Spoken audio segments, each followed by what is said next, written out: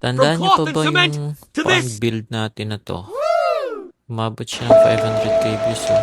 Kaso may malungkot akong balita mga bro. Nabasag siya. Wait. Aray ko! Umaga magdamag pa namang umuulan dito sa lugar namin. Okay.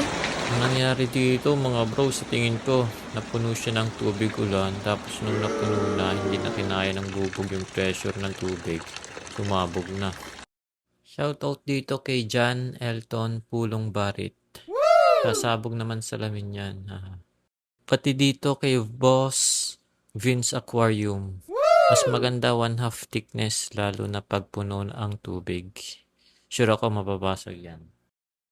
Actually, kutob ko na talaga na mababasag to once na mapuno. Kaya naman ang ginagawa ko, sa tuwing makita ko siyang nadadagdagan ng tubig ulan, binabawasan ko siya. Kaso nga, ang nangyari, nung napuno siya ay gabi, kaya hindi ko nabawasan tubig ulan. Yun, pagising ko, sabog na. Medyo tumila na, tara, linisan natin.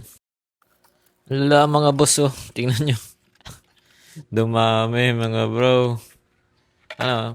Sa paglilinis nitong bubog na to, ingat lang kayo baka kasi mataga kayo.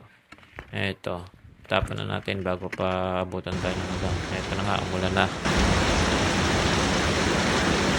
Ulan na naman mga boss. Pang araw tayo mag-vlog. Yan na kayo. God bless.